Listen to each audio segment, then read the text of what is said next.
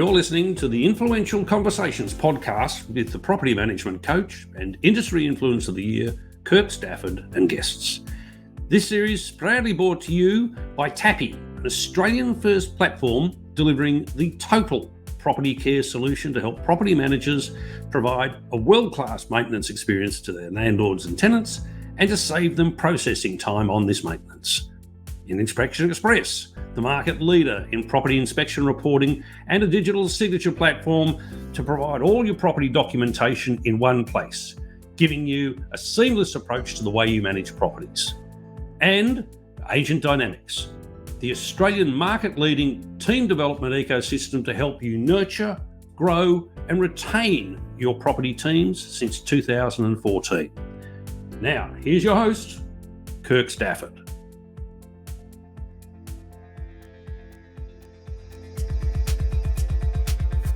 Hi and welcome to another in a series of influential conversations. This time I'm joined by a woman who I've just spent some time off air talking to, and I am just in awe.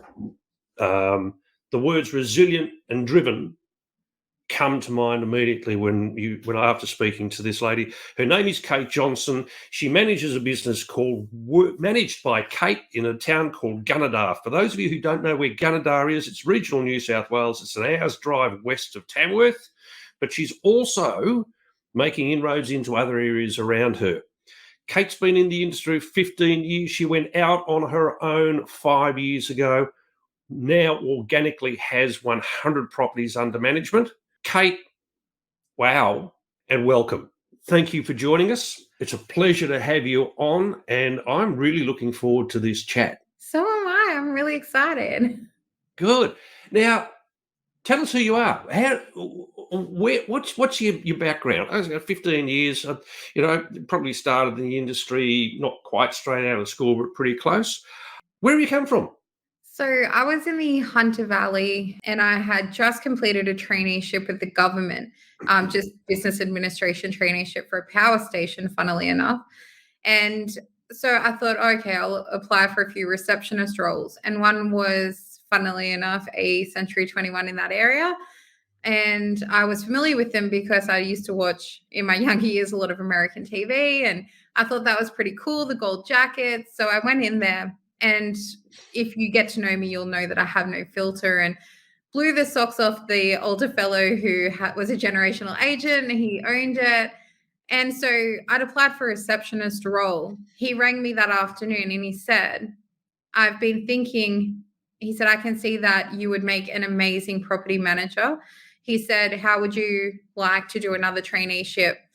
At the time, I was like, I don't know, another 2 years. I've just done 12 months of traineeship on low wages. And so he actually, what I didn't realize at the time was he then demoted the receptionist who he was promoting to a property officer to give me that role. So I actually took it on. I was really excited to start. I had always had an interest in real estate, like $1 Million Listing had sort of come out around that time, and used to love watching those American, sort of shows.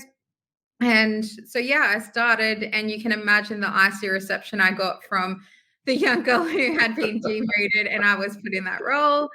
So within the first 12 months, just through sheer passion and love for what I was doing, I was starting to create things that probably in hindsight were big for the time. So back then they used to have ingoing forms where you would just tick off good, and literally send the client that bit of paper. And so actually in a Word document created a bit of a graph and put some photos in there to show them. So essentially almost what a routine report is like now, only would take me about 2 hours to you put the cord into the old computer, download the photos. And I had all these great ideas, which, is a little bit hard because the department head at the time was a little bit older and, I was clearly very ambitious and the boss was very impressed. And so he actually approached me around the 12-month mark and asked if I would be the department head. Now, I was only about 21 at the time, and I was like, how? How am I going to do this? It was trust accounting, you're having staff, coming to you when you're learning yourself. So I essentially did a lot of training, and I was going to, like, back then, I think Bob Walders would come to town quite a bit. Like Darren Hunter would come and do like courses locally. And so I actually would pay and go to those off my own back. I was on the phone to fair trading every single day, asking question after question. And because this is, you got to remember, like, I'm 36 now. So this was before YouTube. There was no clips. There was nowhere really to go. So those are the avenues I had to take to learn. So then I learned, in these courses, things like, phone your current clients and ask if they have other managements that you could manage. And I would take what I was learning and implement that at such a young age. And so we grew our department almost by double.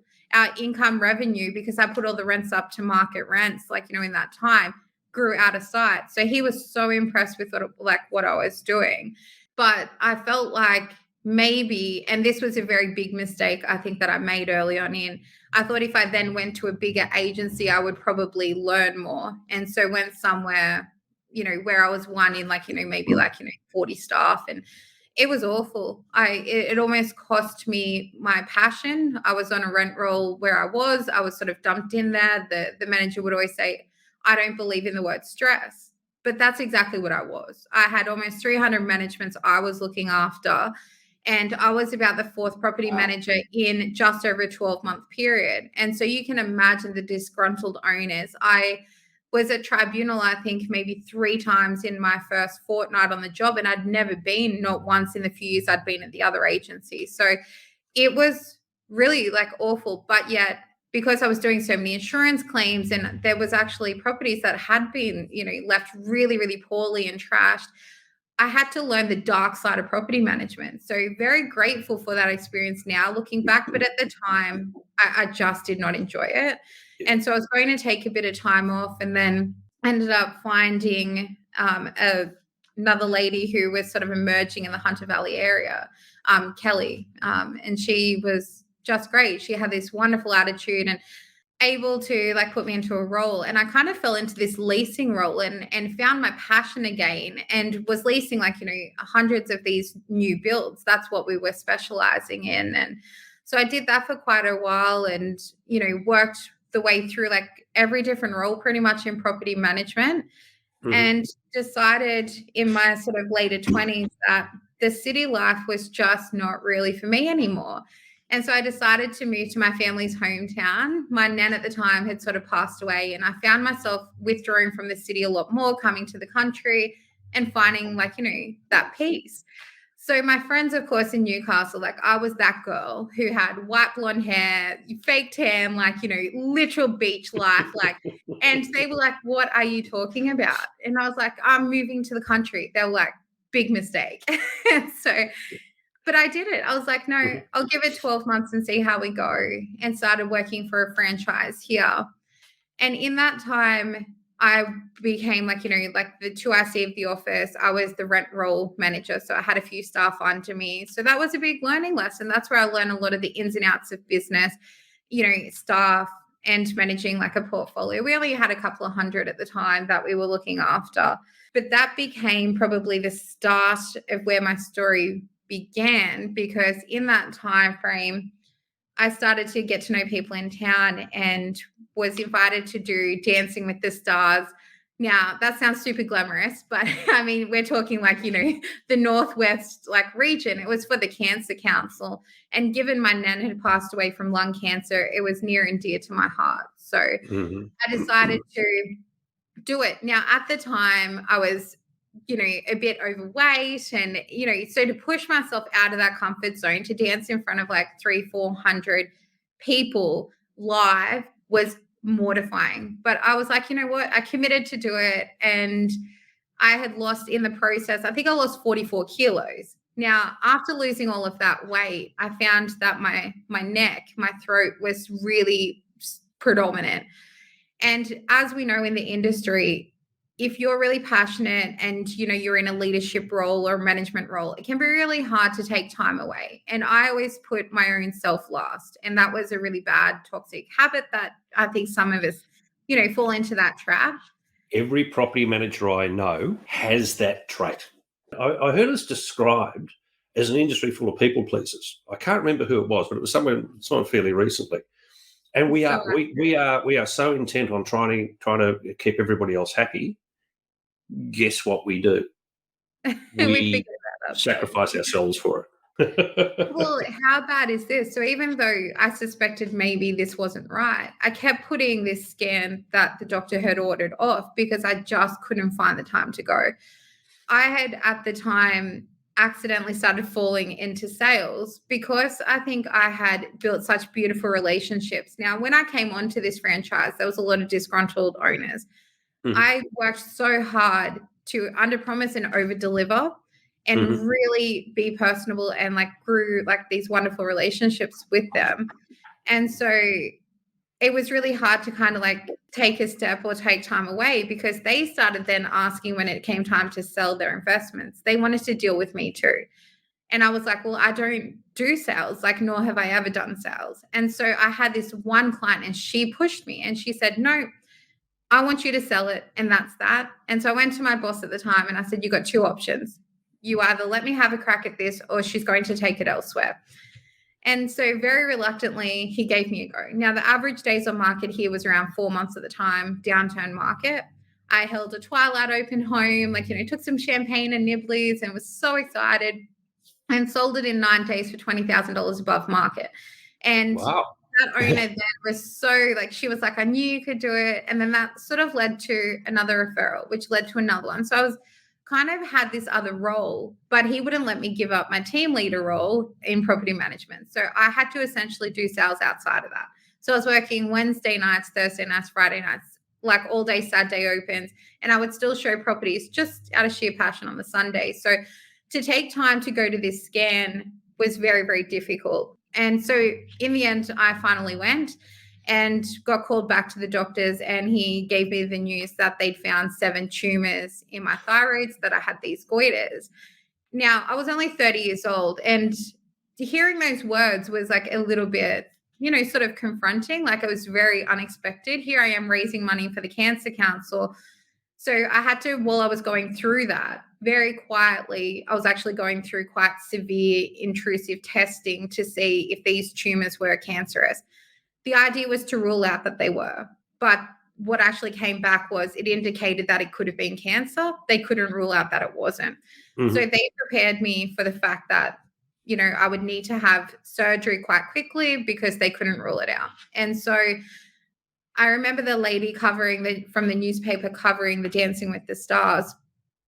Because I'm very matter of fact. And so I just hadn't told anyone. And towards the end, the day before the actual performance night, I said to her, like, because I forget what she asked, but, it came out and I sort of said, look, this is what I'm going through at the moment. So, and watching her reaction really hit me. She burst into tears and was, quite emotional. And she said, like, wow, like, this is such a big thing. And I was like, oh, because I was just like, well, I can't change the outcome. If that's what it's going to be, that's what's going to be. There's no point stressing about it now. So I was still focused on work as we do and going through it.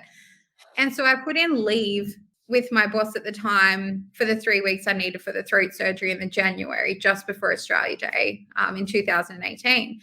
And he said, look, it's really inconvenient, basically. How about we give you a week off? Yeah, I'm not even kidding. How about we give you a week off and play it by ear? I'm like, I don't think you understand. I'm being prepared for the fact that this year, like, I could probably have to undergo like radiation. Like, if this is cancerous, Wow. this is not good. And so if that wasn't the kick up the behind that I actually needed to realize, your employer, literally, even if you have cancer, will replace you tomorrow. You are a number. And here I was doing about 60 hours a week for someone else. And when push come to shove, I was nothing. I was just a number. And so my mom and my like fairly new partner at the time was like, enough. We see you killing yourself Mhm. for this job. That literally like will replace you tomorrow. So That's gee. I'm in equal parts shocked and dismayed that that was the attitude. I guess that's just the way that some people are built. But you're right. That's the universe giving you a signal that, hey, maybe this, you need to be somewhere else. Is that what started you on the path to Managed by Kate? yeah, so look, a couple of really interesting things happened. I was laying in the hospital straight from surgery, And I don't really believe in star signs, but my mum and I were sitting there and I read my star sign and obviously still could, barely speak, and showed her this star sign and it said, "You will overcome a great health scare and embark on a new business venture." And I thought, wow, being That's being a bit regional, prophetic. if it wasn't a sign, I don't know what was. But so I had two options, Kirk, and that was either to move back to the city for career advancement, or go back to being a property manager, probably on about 40,000 a year flat, and probably being miserable, managing a few hundred properties, which I just didn't want to do. And so it was just luck that I caught up with a lady named Stacey here who owns a solicitor. I'd always really looked up to her. She was the head of the Chamber of Commerce here and Rotary, doing amazing things. And we caught up for coffee. And she said, "Why don't you go out on your own?" And I was like, "What do you mean? I have $0. I don't know if I have cancer yet." It's not the right time. It's always been my dream, but no. And she said, "I really don't think you need as much money as what you think you do." And she said, "Why don't you apply for the local government council here? They do grants and up to about 5,000 each quarter." She said, "Just look into your options." So she planted the seed. And then I started to think about it more and more. And then on Australia Day 2018, I found out that I was cancer free. And because of the surgery, it meant that cancer could never come back in any way either. So that left this big dark sea. Like, I didn't know where life was going to head. And look, cut a long story short, a couple of months after that, I was still quite unwell.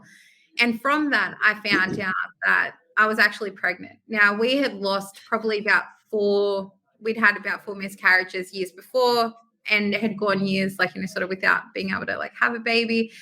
And so this little miracle baby was a game changer. I still remember laying there, seeing this little heartbeat for the first time, thinking, my goodness, I have no job. For the first time in my life, I'm on medical leave. I was on Centrelink. That was the scariest thing I've ever done, walking into the Centrelink office. I think I hid behind a pot plant. I was just like, what am I doing? So the lady from Jobs Australia had phoned and, she was like, "You're on medical leave, but just touching base to see if there's anything we can do to help you." And when I sent my resume through, she rang back. She said, "You're probably more qualified than we are." She said, "I think you probably don't really need that much help." But she recommended this program called NICE. And it's a government program. And you do it basically pre-course. You have to apply to do it. And if they think the business concept is worthy, you are allowed into the pre-course, which is 3 months. Now, being newly pregnant, I was so incredibly sick. I was sick from sun up to sundown. And I would have to go over to Tamworth, over an hour away each week. And I would have to go over so many times because I was sick. But I was like, nope, I'm not giving up. I'm going to do this. And so I finished the 3-month pre-course and they offered me a placement, which meant you get a business mentor for 12 months. They will give you, it was around $600-700 a fortnight for a 9-month period to go towards, the business. And it didn't matter Centrelink. It didn't matter if you were partnered or whatever that might be, which was fantastic because at the time, the savings that I had dried up very quickly. Once I finished up, work unexpectedly, literally we're scraping money together. And I mean that, finding gold coins and going down and my mom would come and visit every so often and sort of fill and stock the fridge for me because I was too proud to sort of say just how bad we were struggling. And so from there, I just sort of reached out and phoned a guy in town who worked for the local photocopier company, and he had cancer himself. He'd had testicular cancer twice, and he was around the same age.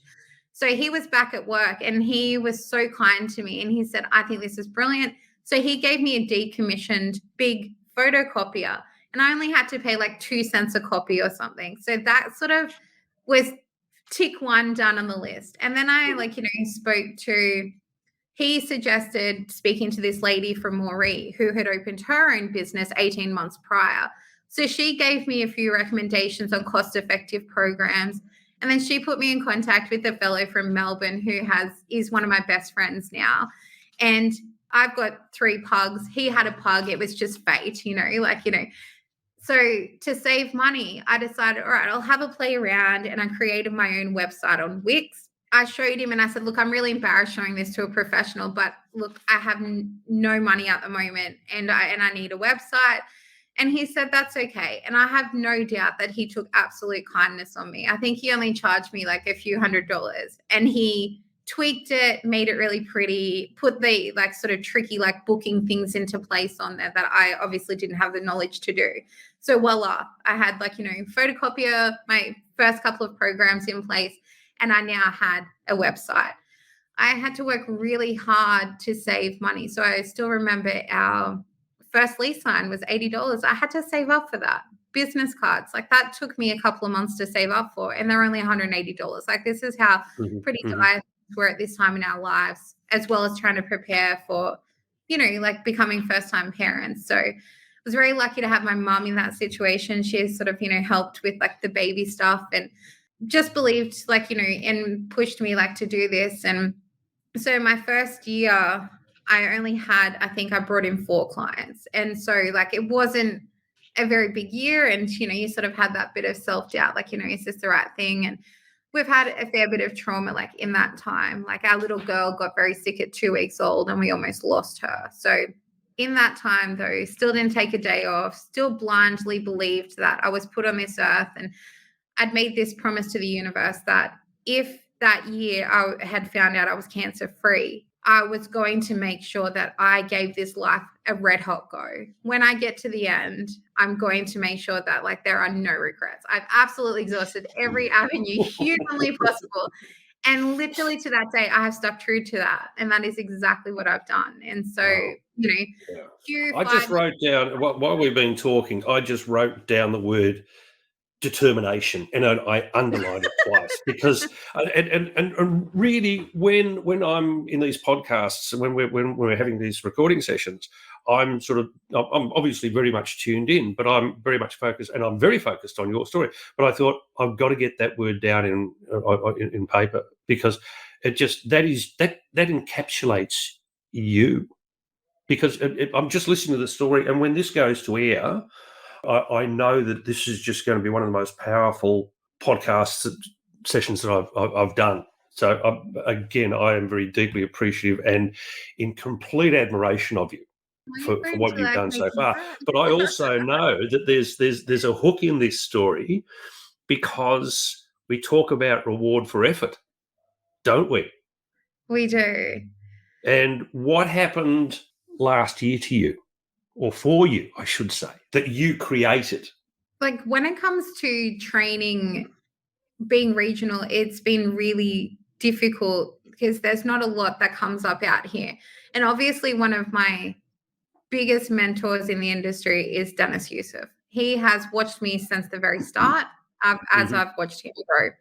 I won a couple of competitions with him back in the day. And so, same with Darren Hunter. And when I sort of failed to mention before, like, the call that probably really gave me the push over the edge to start was a call with Darren, and Dennis was in the car with him. They just sort of merged, and you can imagine how crazy it sounded phoning them saying, look, I have $0. I've just been cleared of cancer.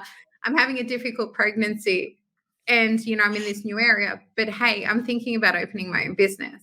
And instead of telling me you're crazy, he actually said, what took you so bloody long? And like really That's Dennis. That's Dennis for you. Yeah. That's Dennis. And so that blind belief and like love that he's always shown gave me that push. Now, when I was 8 months pregnant, he gave me a ticket to a conference. He said, just get here. My family all said no. And I was like, you know what? That made me want to go even more. So I did. I drove myself 8 hours alone to Brisbane, heavily pregnant, and went to this conference. And so that was about as much training as I'd been able to do. And so last year when I was speaking to an old boss, Kelly, I said, I've just taken on my first ever staff member, and I would love to go to a conference. I'm thinking about going to ARC. It's always been a bit of a goal. What have you got planned for the year? And that's when she was telling me about this Property Management Partners tour to America with Nina. Now, I probably mentioned earlier in the interview that I have such a love of American real estate and America. And so when I'd been years before, like with my dad and brother, I'd actually taken the foresight at even 21. I emailed, I still remember his name. It was Alec Pekler, and him and his Russian brothers owned 5 Century 21s around LA. And I emailed him and said, I'm going to be in the area. I work for one in, Australia in the Hunter Valley. Like, could I come in and see you? And he was like, we'd love to have you. He emailed back. I danced around the office for days. So I actually dragged my dad and brothers to a Century 21 in the middle of nowhere while we were over there. And so that was really exciting. And so you do know that makes it a work trip and then it's deductible, don't you? It was. I got to claim the flat. It was great. Like, it was wonderful. So that welcomed me to the world of tax deductions and the love of tax deductions.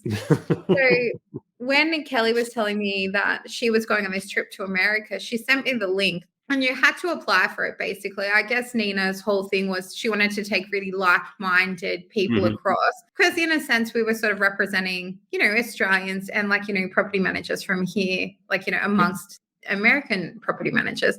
And so I'll never forget, it was a Saturday night. It was probably about midnight. I'm such a night owl. I stay up late working every night. And so I sent this application, email off. And 9 a.m. on the Sunday, she wrote back, and I told her pretty much my story, very raw like I am today. There's no filter.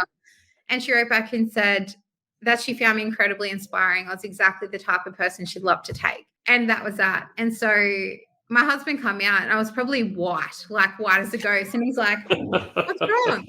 And I said, well, how would you feel about going to America? He said, when? I said, in October. He said, that's in like 6 months. And he's like, why?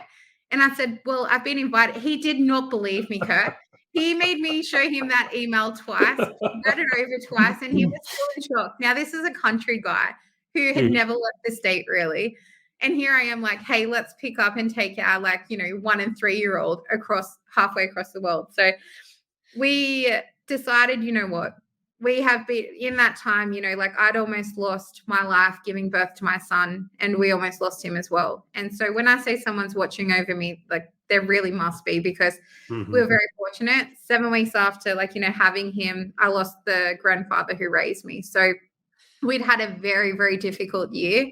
Business had actually grown. We'd gone from 30-something managements to 60-something after my son was born within 4 months. So I was very busy with work, taking not 1, but 2 babies. Now, you got to remember this time was sort of COVID lockdown. So childcare wouldn't let me drop the kids off. So I had this newborn and a 2.5-year-old, and I was still working on this business that had doubled in size. So I thought there has to be a reward for the last 4 years of never taking a day off and working through. And I felt like this was it. So I was determined I was going to make it work no matter what. So we killed ourselves to get over there. And like I said, I'd just taken on this new employee.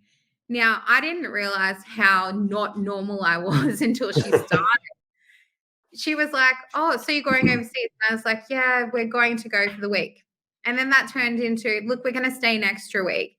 And then that turned into a whirlwind circus. I was like, what, if we're going to do this, we are going to do this. So and with a 1 and a 3-year-old, it would have been a circus. I've got this huge bucket list, and it's the most random bucket list. But a few of the things on there were I wanted to see Covington, Georgia. When I was in my early 20s, I'd watched this show Vampire Diaries, and it was filmed. So when I started looking at the map, quite a few of the things I wanted to see in my lifetime were only hours from where we were in Orlando. So we flew into LA. Hubby fell in love with LA. Then we flew across to Orlando and hired a car. So with the 1 and 3-year-old, we actually drove the entire East Coast up through Covington, Georgia, through Nashville, Tennessee, up to Washington to New York. And while we were over there, it's 20 odd hours nonstop. It was. So our kids hate the car. The little fellow doesn't like driving to Tamworth, which is an hour away. So I was like, it was a very ambitious trip, but what we were able to mark off the bucket list was incredible. So our little girl, we did the Disney Institute Excellence in Leadership program. So we're actually staying at the Disney Resort, which was incredible. And so she got to turn 4. So once the conference finished that day, we took her to Disney World for her 4th birthday. Oh. Now, little miss, from the country, sassy pants, just time of her life. And then a few days later was Halloween. And I've always wanted to do an American trick-or-treating. So we got to take the kids to Harry Potter World, and then we went trick-or-treating, and then, up to New York where we spent time. And there was just this moment. Now, for me, as we all are, probably as property managers, in the real estate industry, I find we're glued to our phones a lot. And that is my worst habit. Being present and in the moment, I do struggle with. Mhm. And so what I found was over there, the time difference was about 8 or 9 hours on the East Coast. So I would get an entire day in where my phone did not ring. And so I was so present. And we were in the middle of Central Park. It was a rare November day. It was 24 degrees where it should have been about 10.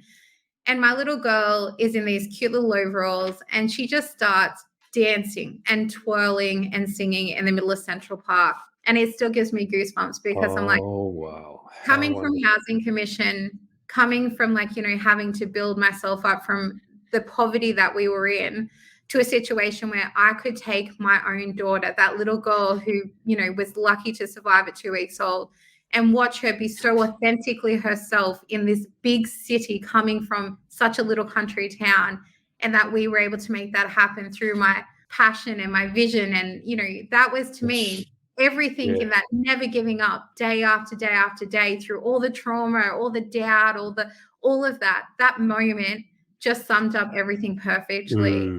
I was never more proud of myself in that moment, or the little kids that I was raising. What a wonderful realization to have, but what a story too.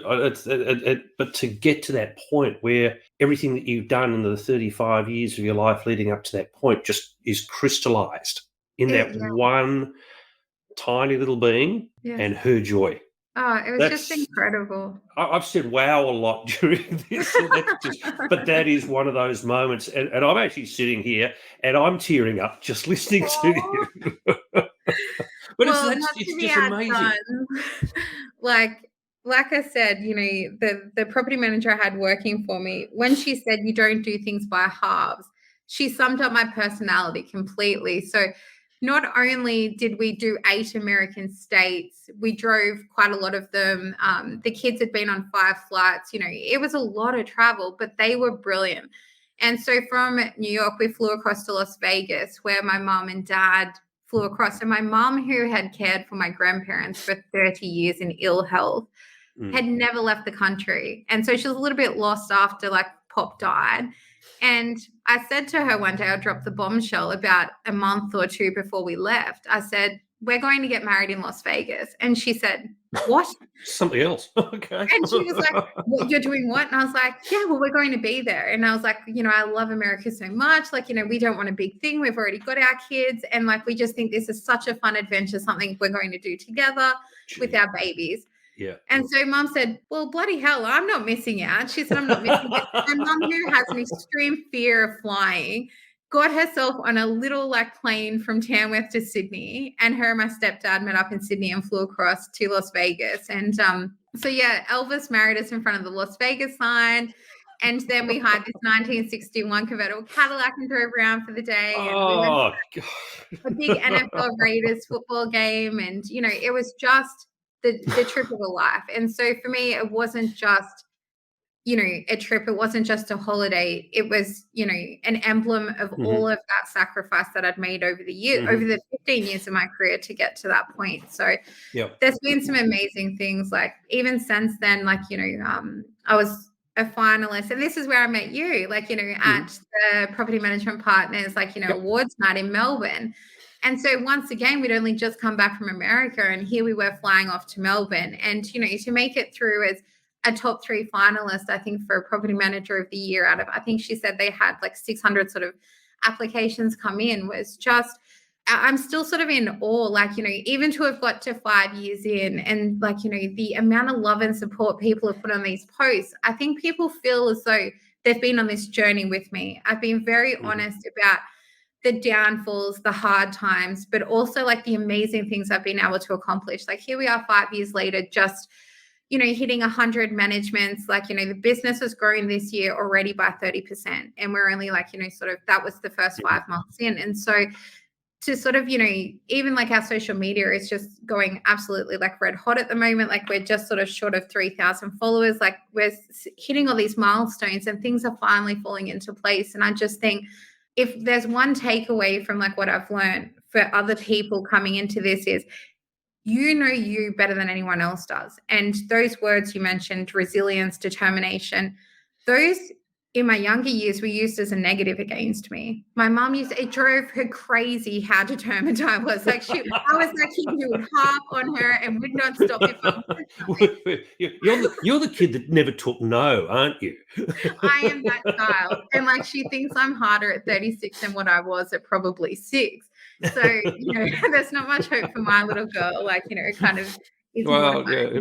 All I can say is God help you as a parent, because apples generally don't fall far from trees. Oh, look. She's been harping me this week about she's been watching Taylor Swift's Eras tour. Now, whether you like Taylor Swift or not, her music or not, the fact that there is this young woman selling out shows per night of 100,000 people with 20,000 people showing up in a car park, I'm like, what an incredible thing that is to use that voice to inspire others. And that is my whole goal in life, is to hopefully one day my story can inspire other people to give it a go.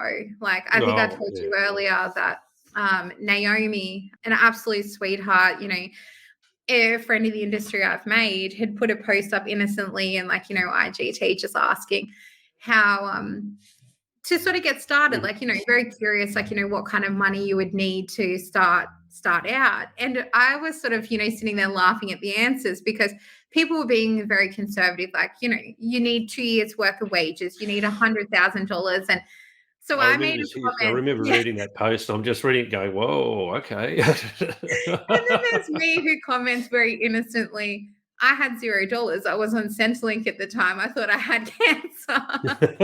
And so Naomi reached out to me, privately and said, wow, like, it sort of inspired her. And I gave her like, a few of those tips that I've sort of said, like how I was able to get started.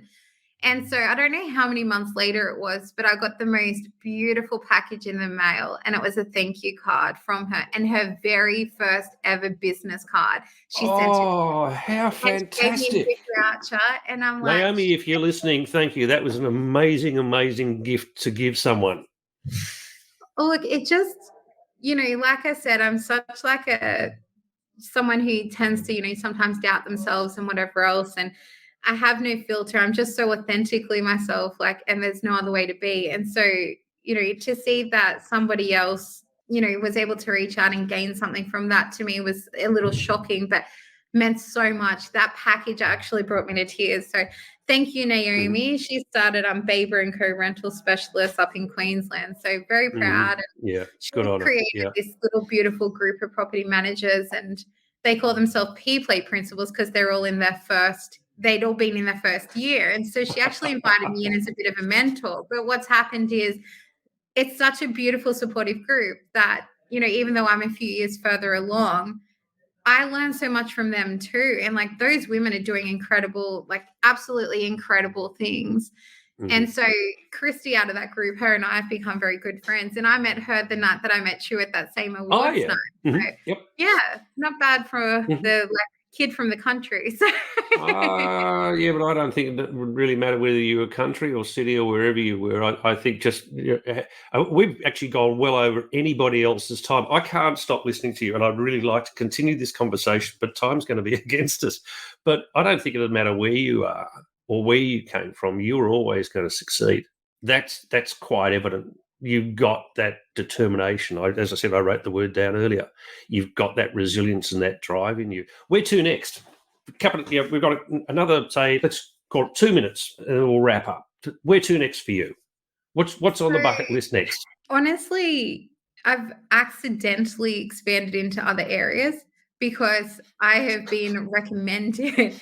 And the people who are a little bit forceful, it's kind of like I have clients that are like, I have a property, in Tamworth, I have one in Coonabarabran or Narrabri. And so I've actually been pushed into other areas. And so on the horizon, definitely would love to see Managed by Kate have other offices around. I would love to take the personal service that we give and our business model and, sort of like, especially in our area, we are regional. The number one thing I was seeing, and I didn't want investors to ever feel like they were receiving a less than service because they weren't in a metro area.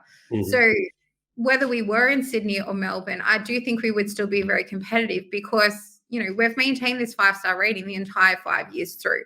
We give that extra 10% every single time. And so I would really love to, I hope next time we speak that, you'll see some other like Managed by Kate's popping up around the place. That would be an ultimate dream goal that I don't doubt I will. But no, one day I would really love to be able to use these stories and one day like open up a little bit more about like the journey and, use that to like inspire people and help get them started. That would be my ultimate dream goal, would be someday maybe some type of motivational speaker and, incorporate my love of what I do for, helping well, I think people. You've certainly got the chops to be able to do it. You've got the runs on the board. And you've got the personality that I don't see how you could not. Really, I don't. Kate, listen, we're now 41 minutes in. I said to you this is going to be 25 minutes. That's right. No. I've loved every minute of talking to you. I know that our audience will as well. So thank you so much. I am so deeply appreciative of you coming on. I'm in awe of your story, and I'm just so full of admiration for the way that you have just not let anything knock you down, and you just kept going and going and going. Kate Johnson from Managed by Kate in the growing empire of North Central New South Wales. Thank you again. It's been my absolute delight to have you on. And I'm really, really looking forward to watching you over the next few years develop and grow and just become so much more than you are already. Oh, thank you, Kirk. Thanks for asking me on. It really meant a lot. Most welcome. As I said, my pleasure.